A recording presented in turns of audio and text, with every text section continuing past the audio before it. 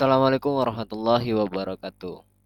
Bapak Ibu guru hebat, mahasiswa PPG Prajabatan 2022.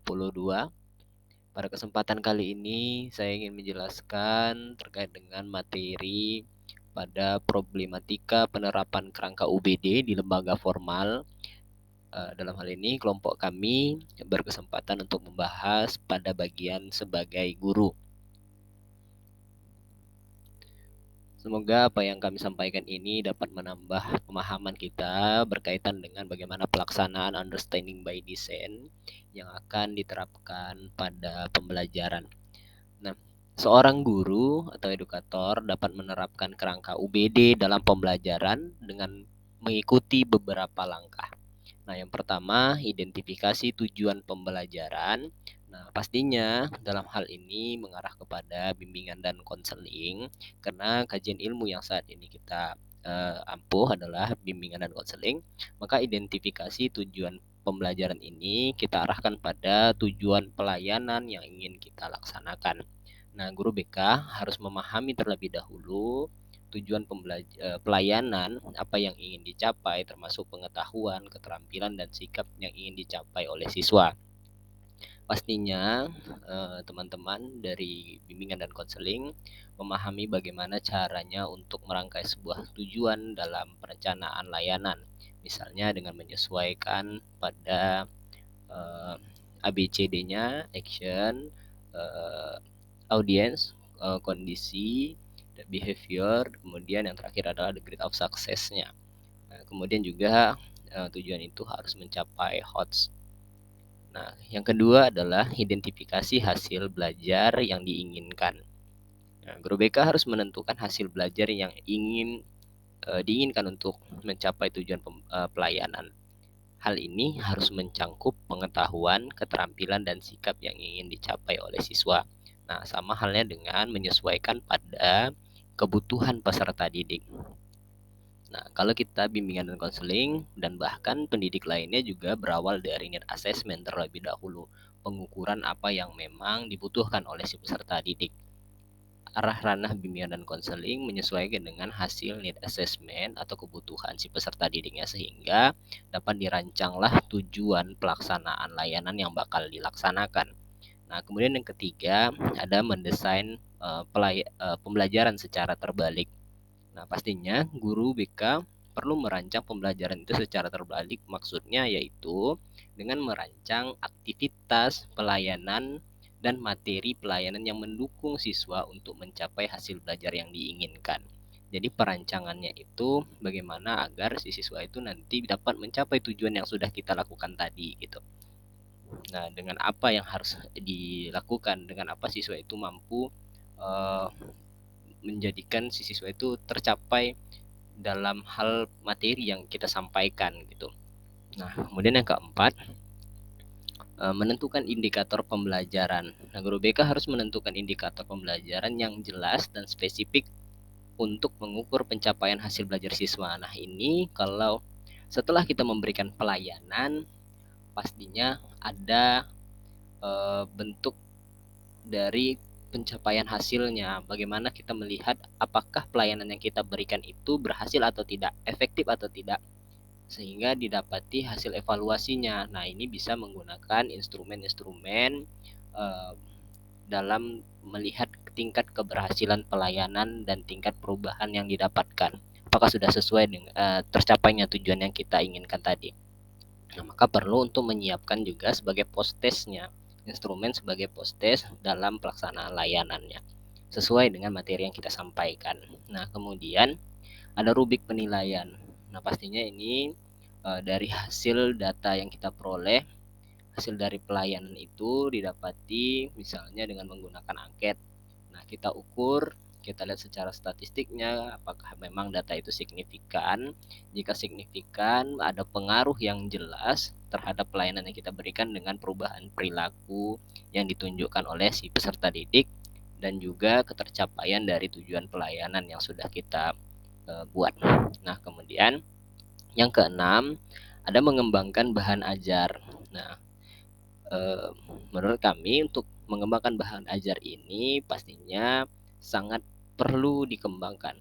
Kenapa? Misalkan contoh seperti materi pembelajaran, kemudian tugas, dan aktivitas pembelajaran yang dapat membantu siswa mencapai hasil belajar yang diinginkan. Nah, saat ini kita berada pada zamannya teknologi, siswa lebih aktif membuka smartphone-nya.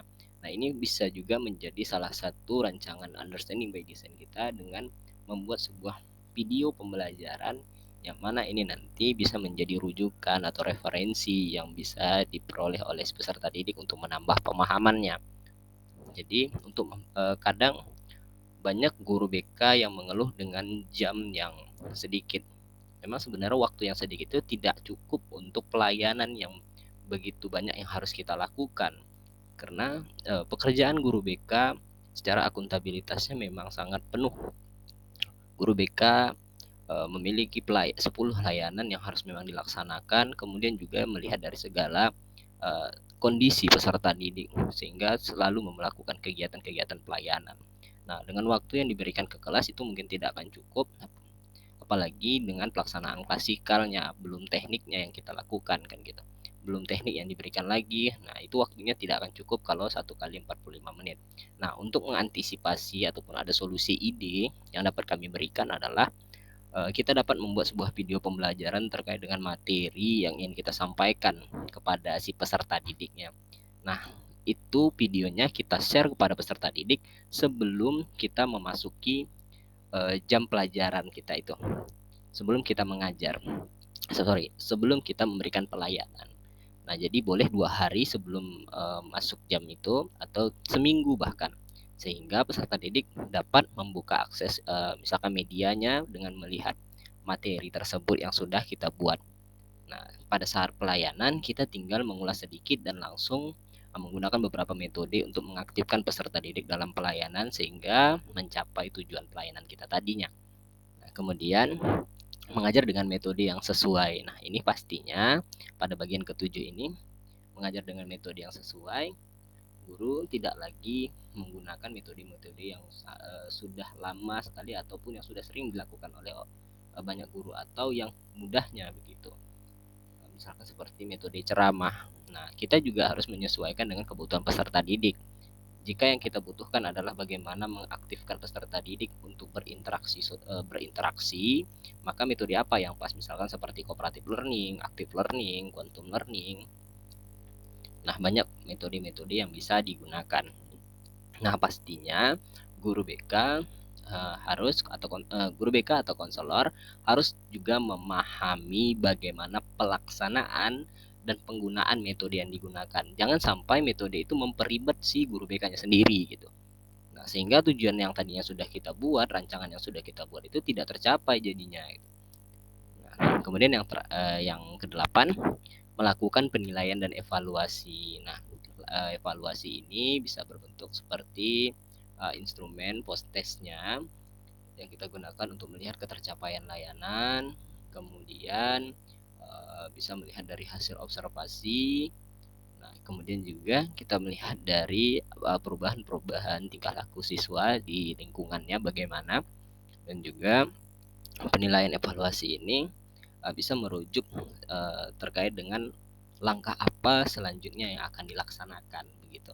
Setelah misalkan memberikan layanan klasikal, layanan informasi, nah ternyata dari hasil post test yang kita dapatkan melalui instrumen yang diberikan diadministrasikan kepada siswa, ada masih beberapa persen siswa yang masih kurang dalam misalkan komunikasi interpersonal, kita lagi bahas komunikasinya gitu. Nah, maka langkah apa yang harus dilakukan oleh si pendidiknya, si konselornya? Pelayanan apa lagi yang harus diberikan gitu? Pelayanan apa yang tepat untuk lebih meningkatkan siswa yang dalam kategori kurang tadi persennya.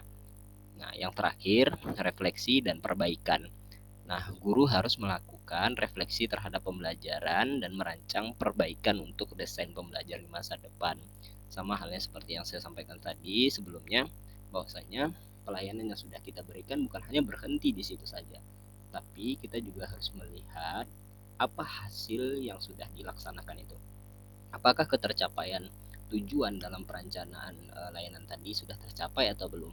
Nah, jika ada yang masih belum tercapai, maka langkah selanjutnya apa yang harus kita lakukan. Misalkan memberikan layanan lainnya, misalkan tadinya kita memberikan layanan klasikal, ternyata ada siswa yang masih belum dapat meningkat kemampuannya di materi yang sudah kita sampaikan, maka kita lakukan bimbingan kelompok. Setelah bimbingan kelompok masih kurang lagi, maka kita lanjutkan dengan konseling individual, misalkan seperti itu. Nah,